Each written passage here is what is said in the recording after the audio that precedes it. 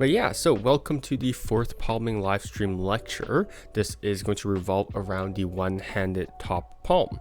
So basically, we don't know what the one-handed top palm is. It's just a simple way to palm the top card of the deck with just one hand. Okay, so there won't be anything new regarding the mechanics of this move. I just really want to focus more on the context of the move, because that seems to be what's generally missing from most tutorials of the one-handed top palm, right? It's just like, oh yeah, here's just a cool move that allows you to just palm the top card, right? Which is fine, right? But the context plays a huge part in how the one-handed top palm actually like carries itself, right? There's a whole bunch of like justification as to why this move actually works, which is missing from most people's explanations of the move, right? So yeah, I just want to get into that. But yeah, without further ado, let's get into the history behind the one-handed top palm. So the first one-handed top palm comes from a very very low-key book. That's a joke because everyone knows this book. So that is Tricks with Cards by Professor Hoffman back in 1889. So it is a very old book that everyone knows about. It's in the section of to palm the bottom card of the pack. So this weird technique, it's I'll just briefly touch on it because no one really knows about it. So basically we have the deck in a palm position like so. And what you're going to do is that your fingers are going to squeeze the top card or the bottom card in this case, so that it goes into your palm, right? So it's already basically in the palm position. You squeeze the top card or the bottom card, so then it goes into palm. As you do that, your thumb is also going to flex, so then it causes the rest of the pack to sort of just bend forward like so. Okay, so this context is it's just basically shooting this packet forward so they can hand the pack to someone to grab and shuffle. So that's the first instance of a palm or of a one-hand top palm. Now you might notice that it's called to palm the bottom card of the pack. That's because originally this was used as a bottom palm, right? But someone by the name of W.J. Collins also then gives a variation of the sleight where it's used as a top palm. So even though it's known as a bottom palm, there is a section dedicated to the fact that this is a top palm, which is a nice thing, right? So it's the same exact thing. You just hold it in this sort of grip. You bend the cards into your palm as you flex the fat of your thumb, which causes this deck to actually just shoot forward like so. I'm going through this relatively quickly because this isn't the main explanation of the move, right? It's also a very bizarre technique that I don't think people are going to use. So it's like this, I'm doing this for the sake of history, basically, right? So it's this very intriguing technique where you just sort of do this and then you have a card palmed, right? So that's basically the first instance of where a one-handed top palm actually comes into play. 1889, can you believe that? But yeah, it's not a method that I'm too familiar with because, well, no one really talks about it. But anyways, since then there's been numerous other methods of, well, basically one-handed top palms being published before the one that we all know. So yeah, so we know that there's a Lorenzo's card palm by L.A. Young, which was published in The Sphinx, Volume 5, Number 7, back in 1906. There was also a palm from Magic Without Apparatus by Camille Gauthier back in 1914. That was called Basic Card Sleights, Section 4, Card Palming, Third Method, and it is by L'Homme Masqué, which is French for the masked man. So yeah. And then there's also the one-hand palm by Walter Gibson. That's from The Sphinx, Volume 7, Number 12. That was published in 1919. So yeah, there's a whole bunch of other methods for the one-hand top palm that we basically sort of skimmed over in favor of the one that we use nowadays. The first time that the method that we all use nowadays, which is this one, the first time that this method in particular was published was in the Magic Wand, Volume 19, number 145, I think. Or was it? It's probably not 145, it's probably like 114. number 14, right? There's probably a typo in my notes somewhere. So that was back in 1930. And so that was called Solo Palming by John Elric. And it's basically the exact same thing as what we have today, except the key difference is that he apparently says that you have to place your index finger on the top corner as well. That's basically the main difference, right? But besides that, it's the exact same thing, right? It functions the exact same way as the modern one-handed top palm that we do today. Okay, so yeah. What's really interesting is that John Elric also has this passage in his notes for the one-handed top palm. I certainly do not claim an invention for this sleight. So this move, basically what John Elric is saying, this move predates 1930. So even though this is the first publication that we know of for the modern day one-handed top palm, it's probably not the first that was officially published. There's a chance that's been published before 1930, which is sort of interesting. There's also a one-handed top palm in G. Newgard's card manipulations issue 1 back in 1933. So that one, some people actually mistake it for the one that we all know and love today, but that's actually not the case. In G. Newgard's book, in Card Manipulations, he makes a deliberate point of saying that he uses the pinky to actually push the card over to the right. So now this card is actually side jogged, and then he applies pressure with the pinky to launch it into a full palm, right? So that's the key distinction between his method and the one that we all know today. The key distinction is that there's a push over to the side, and then he applies pressure on this upper right corner, causing this card to go into a full palm. We don't have that nowadays. Nowadays, the card is flush on top of the deck and just launches directly into a palm, right? So don't get confused by the fact that there's apparently a one-handed top palm publication in Card Manipulations by G. Newgard. That's not the same technique. So let's go into the basic mechanics of the one-handed top palm. So this is probably the only explanation section behind this live stream or video if you're watching this a bit later on, because, well, again, I don't want to focus too much on the mechanics of the move, but I want to focus more on the context behind the move, right? So the basic mechanic behind this move is that you have the card that you want to palm on top of the deck. I'll just use the Ace of Spades for easier explanation purposes. So where's the Ace of Spades? There it is. Okay. So you have the card you want to palm on top of the deck, like so.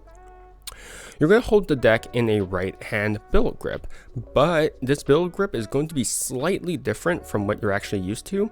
So your billow grip isn't going to be directly on top of the deck. So when people actually do the one hand top palm, sometimes when they have a couple of errors, it's mainly because of the initial starting grip. Okay, so when people do the billow grip, they tend to actually hold it directly on top of the deck. But that's not what we were looking for a one-handed top palm. What you're looking for is that you sort of want to shift your hand towards the right. So you can see that if it's directly on top, you won't be able to see the index, but you sort of want to shift it a bit off to the right, like so. Okay? There's not really a definitive place for where your right hand actually ends up. This is something that you're going to have to play around with, but I'll also give you a couple of tips regarding where it should land in the tip section, okay? So with your right hand sort of shifted off to the right, what you're going to do now is that you're just going to rock the deck towards you. So this is a tip from, I believe, Frank Garcia. So Frank Garcia actually gives this tip for the one-hand top palm, where you actually need to rock the deck towards you. So here you'll notice that I'm flattening out my fingers. I'm flattening out the fingers at the front edge of the deck, like so. And then I'm also slightly curling in my thumb. So now the deck is going to be beveled towards me, like so. So it's just going to, this is exaggerated, but this should be the general bevel of the deck, right? Like so, okay? So with the deck beveled towards you, you're going to curl in your pinky finger. So it's going to be curled in, and it's going to contact the upper right corner of the card over here. Okay, so it's going to be contacting here. And now two things are going to happen at once. One is that your pinky is going to press on the card downwards and to the right. So it's going to press down here on this card. And what this causes this card to do is to actually just swivel around of your pinky finger and move to the right. So it's just going to do this motion like so. Okay, that's what it's doing. The second thing that you're going to do is that you're actually going to rock your fingers back to its initial position. So you had your bevel position, and as you press down on your pinky, you're just going to straighten out the deck, right? Obviously not as jerky as this, but it's just going to be a very slight shift in weight. So you're basically just going to unflatten out your fingers, and that's that, okay? And what this causes it to do is to actually move the deck, well, slightly forward, which allows you to actually lever this card upwards, okay? And this combination causes this card to swivel to the right and also pop upwards. And this popping up motion and to the right, this popping motion to the right is what basically allows you to palm this card. So with that in play, you'll notice that the moment that you do the combination of these two things and your right hand is in position, this card just flies directly into your palm, like so. Right? Sorry if it's slightly off, but okay. So it just goes directly into your palm. It just flies into it, like so. Okay. And then as it flies into your palm, you're just going to flex your fingers, and this puts the card into a classic palm. Okay. So that's the general description of the one-handed top palm, right? So the original description by John Elric actually tells you that this is all done under the action of handing the deck to someone so that they can shuffle it. But we'll get more into the context of the move just a bit later on, okay?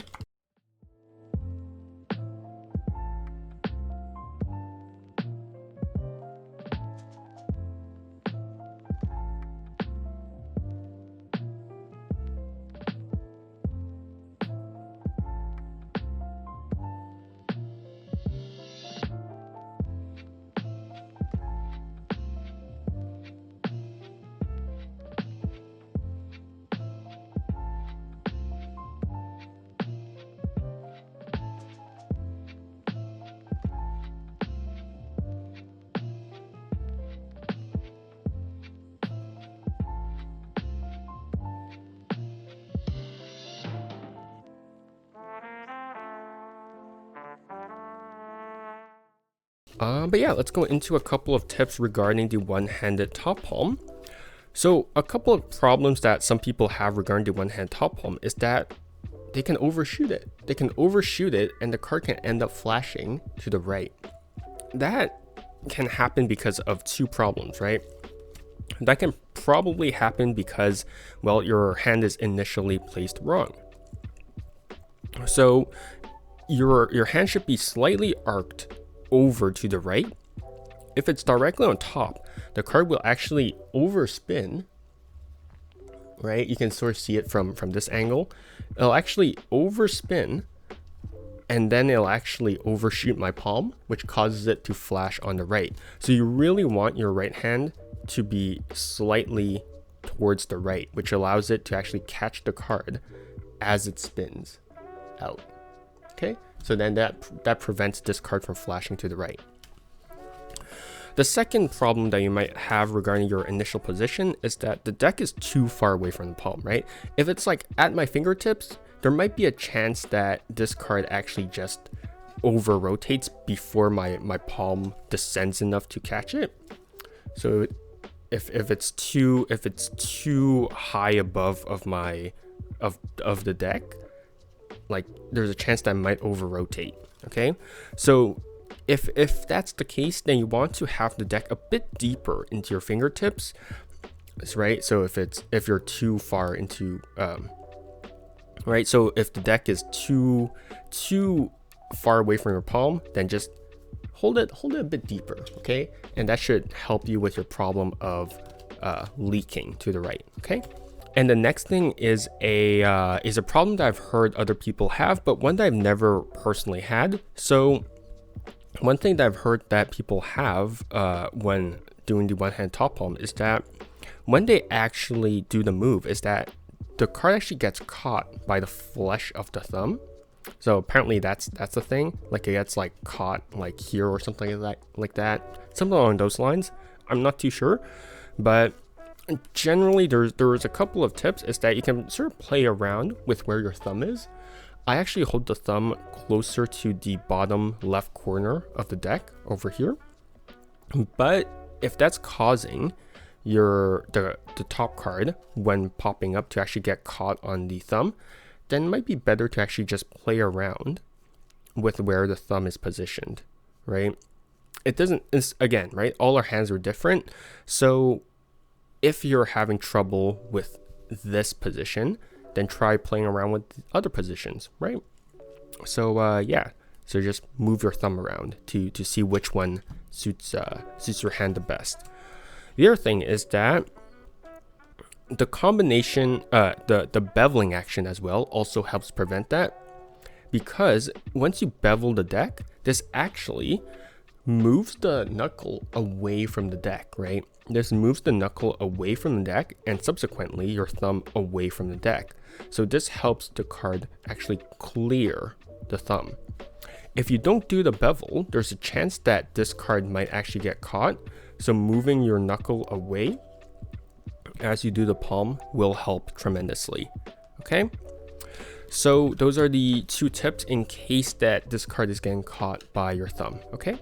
If you hear a sound when the card is palmed, generally that's not something that you can avoid because it's just friction, right?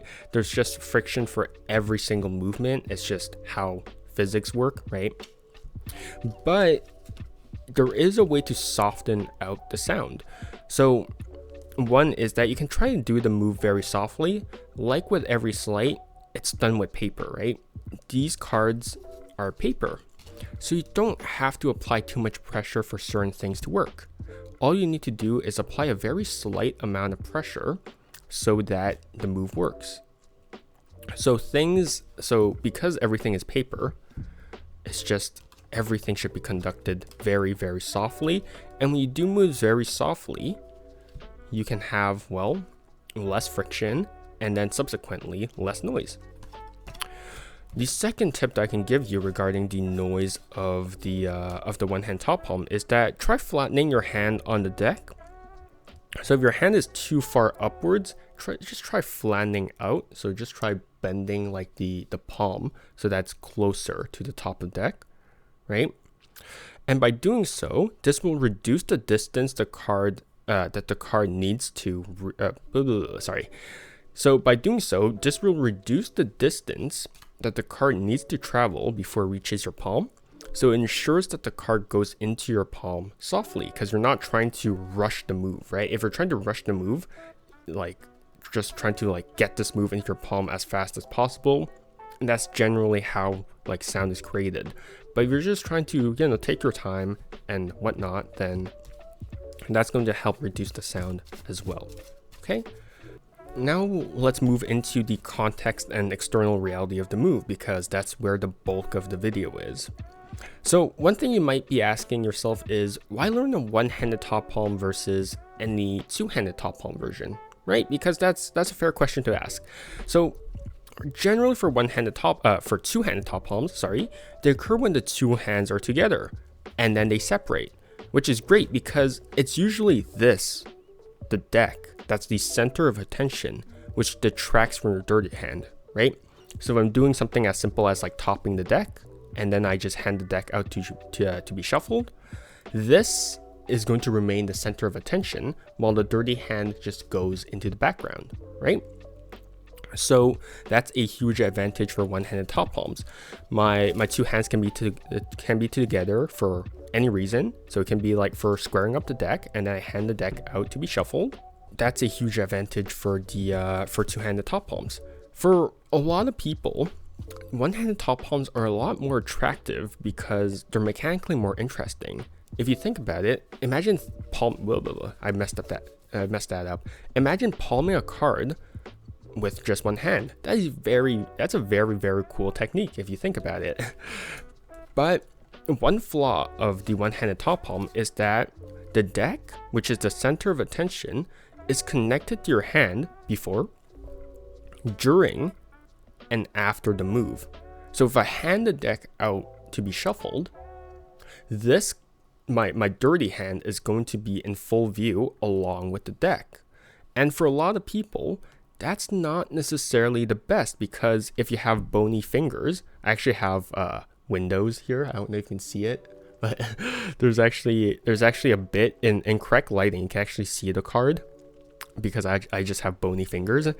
Or people with smaller hands, that's not necessarily a good approach, right? If I hand a deck out and they're in full view, that's not a very good thing, right?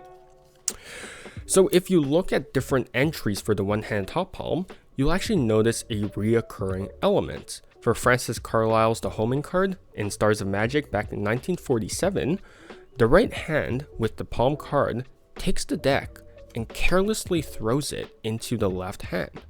That's what a passage from the book actually tells you to. He tells you to actually throw it into your left hand. If you see Jimmy Grippo perform, you'll actually see him toss the deck onto the table. Oh, we don't need the jokers. Shuffle a card. Let the folks see how you shuffle. You do magic yourself, you know, pretty good. Let him shuffle the cards. They'll think I'm up to something. No, that's all right. I haven't seen you since I haven't seen you for... Yeah, they don't know that. It's just a very gentle toss, right? If you see Glenn Morphew perform the move, he actually just tosses the deck from right hand to left hand. If you see, whoops, I don't know why I'm messing up this. If you see Kostya Kimlat actually perform the one-handed top palm as well, he actually goes towards the tuck case as he palms the card to load it. So you'll always notice that there's an element of misdirection for the one-handed top palm, which sounds obvious, but you'd be surprised at how many people actually don't do the one-handed top palm with an element of misdirection. So the reason why you actually need one is because, well, there's actually not a lot of cover for the move. Like I said for at the beginning, if you have like smaller hands or bonier fingers, chances are you'll flash this move when you're handing out the deck for it to be shuffled, right? So if you're just doing like this, like it's going to flash, right? So that's also one of the reasons why I prefer a bottom palm. If you're doing a bottom palm, right, if you're doing any bottom palm of your choice, you have the deck to actually cover this palm over here, right? So I don't have to be worried about this card flashing. Whereas if I do a top palm, the deck, the dirty hand is covering the deck, but it should be the other way around if you want it to be actually like invisible, right? So there's not a lot of cover for this move. The second thing is that, like I said at the start, your right hand, which is your dirty hand, is holding the deck. The deck is the element of focus for a lot of people, so you need something else for people to focus on, because if not, they'll just look at the deck, and if you have smaller or bonier fingers, then they'll see the card as well. So you really do need an element of misdirection, okay? And also, just in general, palming should be done with an element of misdirection in general. So what this means is that you should always have a new object of attention or point of focus when you're doing the move, right? So in broader terms, your right hand shouldn't be the center of attention when you're doing the move. So just again, right, if I'm tossing the deck onto the table, oh no, I'm screwing this up. Hold up. If I'm tossing the deck onto the table, their attention is going to be on this deck because of the motion. And then I can just slink my right hand away and then they won't notice it. So there should always be a new center of attention away from your right hand. And that's the general context of the one-handed top palm. It should always be a palm and then a new center of attention. Okay, because you can't get away with it as much as you can with a two-handed top palm. A two-handed top palm, oh yeah, you might shuffle the cards, and then you can get away with it. You can't get away with that with a one-handed top palm in the traditional method. Now let's go into a few covering actions regarding the one-handed top palm. So I'll start with the ones that I'm not necessarily a big fan of first. So from the original description, you can hand the deck to a spectator to shuffle. Right, so it's just the same thing. You have the card that you want to palm on top of the deck, and as you hand the deck to the spectator, you just palm it and then just give it to them. Right, so very simple stuff, but it's not necessarily viable for someone with smaller or bonier fingers, right? Because again, this will flash. The second thing that you can do is an all-around square up. Glenn Murphy does this, but like I said, the goal is to not have any heat on the right hand, so I would not like advise you to do a all-around square up. So what he does is just a palm and then he does an all-around square up like so. Okay, so that is the all-around square up as a covering action. And then the two covering actions that I actually prefer is just like in Stars of Magic and with Jimmy Grippo, you can do the move with a slight tossing action. So whether that be to toss it onto the table or toss it into your other hand, that tossing action, because there's a movement, will draw their attention to that spot, right? It's actually even better if you actually have a slight spread when you do the table toss. So you do the table toss and the cards actually drift forward. Your eyes are going to follow this and go away from your hand, okay? So that's a great way to have like just a misdirection. Yeah. And then the last covering action is just to redirect your attention to a different object. So this is most often used for a card to anywhere plot, where you can palm the card as you look and reach for something. So if I have like the card that I want to reach, if I have like a card box that I want to reach for, I look at the object, and as I go towards it, I'm going to palm this card over here, right? I'm going to palm it, and then we can redirect our attention to this, okay? So it has to be a look, reach, palm, grab, and then load.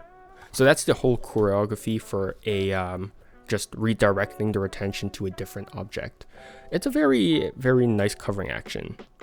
Next, let's go over a couple of applications for the one-handed top palm, because, well, I guess that's enough theory for you today. So the first thing is obvious. It's just a steal, right? If you want to steal a card, one-hand top palm, right? And then once you have the steal down, you can then use it as a load. So again, card to anywhere, you just do the steal, and then you just load it onto whatever that you want, okay? Or you can use it as an add-on, right? If you have 4 cards on the table, just do a one-handed top palm. I'm butchering this. Just do a one-handed top palm and just add it onto this packet, right? So we can do it as a load or an add-on. You can also do it as a peek. This is a very weird peek, but if you want to do it as a peek and a steal at once, you can do that. So you just do the one-hand top palm, get a peek at the index over here, and then that's that. You can just do whatever you want with it. Now you know that's the 9 of hearts, and you can just load it anywhere that you want. So that's just a weirder application of the one-hand top palm. It's quite a bizarre thing. The other thing is that it can act as like a control technically, right? If you have the card palmed, hand it in for someone to shuffle or whatever, and then you replace it on top, well, it remains on top of the deck. So that's something else that you can do. You can also do it as a non-visual color change. So in Packet Magic by J.K. Hartman back in 1972, he actually does it as a non-visual color change. He actually does it as a very nonchalant motion of, oh yeah, what was your card or whatever, and then he would actually reveal the card to have changed. So that's something by J.K. Hartman. The first time that someone has done a visual color change, so this is something that you'll see on social media a lot, right? You would have a double on top of the deck. I forgot to mention that for the non-visual color change, but you have a double on top of the deck. Same thing with the visual change. But the first time that someone has done a visual color change with the one-handed top palm is in Close Up Entertainer by Paul Harris back in 1979. So you'll see this on Instagram a lot nowadays. It's basically just you give the deck a tiny shake, and as you give the deck a shake, you just palm the card. And under the guise of the shake, it just changes, right? So that's something that you can do as well. My preferred handling for a visual color change with the one-handed top palm, I actually recorded an Instagram video for that, but it hasn't come out yet because all of my Instagram videos are recorded like a couple months in advance. So yeah, I have like an entire backlog. But my preferred handling for this is I just give the deck a tiny toss onto the table, right? So I have my double on top. I just give the deck a tiny toss, and as I toss, I just palm the top card. I palm the top card, and then I toss it. And generally, what this does is that this causes this card to actually just flow into their eyesight. So that's a lot nicer, I think, because then they follow this card as it basically changes. It's like it's a very weird sensation. So it's a toss, like so. Oh well. Okay, well my hand is angled weirdly, so the toss is kind of weird, but it should be a toss, like so. And then they follow this.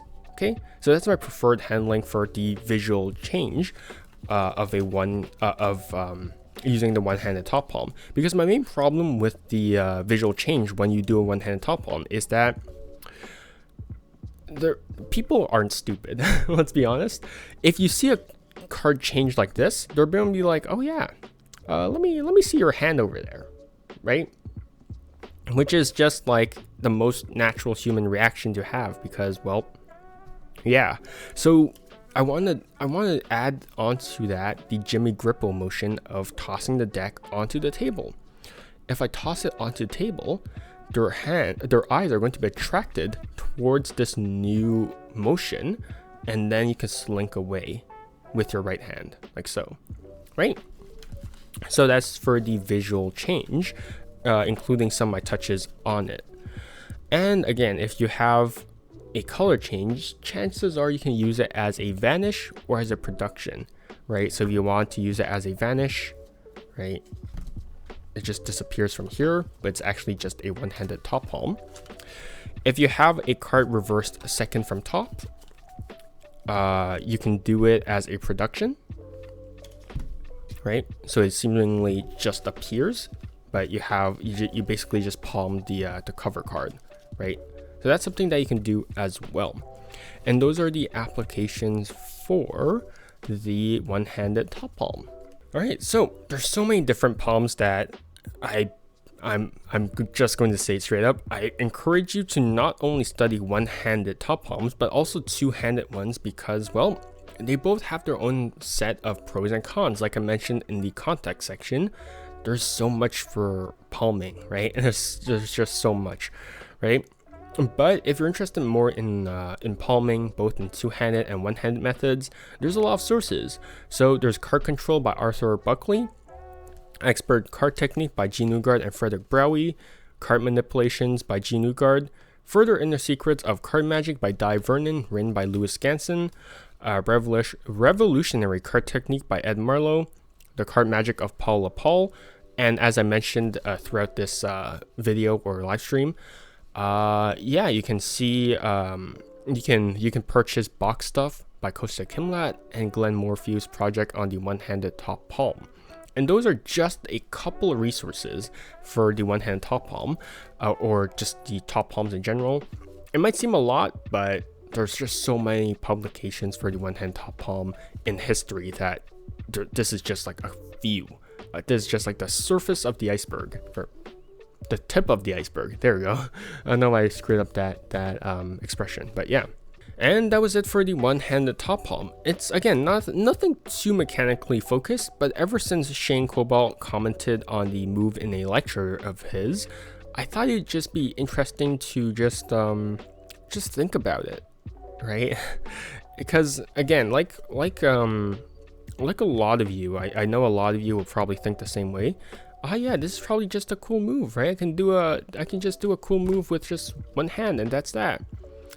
But it's interesting because it's you never really sit down to think about, why do I really need this, right? It takes a long time before anyone, I think in particular, just sits down and think about, why do I need this particular sleight versus other sleights? In what circumstance would I prefer this move over other moves, right? So just having to sit down and think about these types of moves is just very interesting, and I think it's a very enlightening experience. Because for beginner magicians, especially for people learning things on YouTube, they learn things without questioning things, right? They just see like, yeah, this trick, self-working trick will blow people away, and then they just learn it, and then they learn a lot of different things. But at the end of the day, it's like they're just cramming their head with a lot of useless knowledge, right? Because I can't even remember a single time when honestly, yeah, okay, so it's not useless knowledge because, well, they need to go through that exploration phase to really discover what they like, right? That's an undeniable fact. But they also have to understand that to improve, they have to start asking the right questions. And if they start asking the right questions of, when will I use this? What are the benefits of this move versus other moves? I think that's when they're going to improve far more than just learning aimlessly. And I think that's always been a point of my channel, right? I make these videos long, not because I want them to be long or boring. It's because I want them to know all these details, and I want them to know the general context behind moves, and that is very important for people to determine whether or not they really want to learn this move, where they want to invest time into learning a particular move. And yeah, that's that, I guess. But yeah, that's going to be it for my live stream. Thanks for hanging around, and yeah, stay safe stay safe and healthy, and yeah, see you guys next time.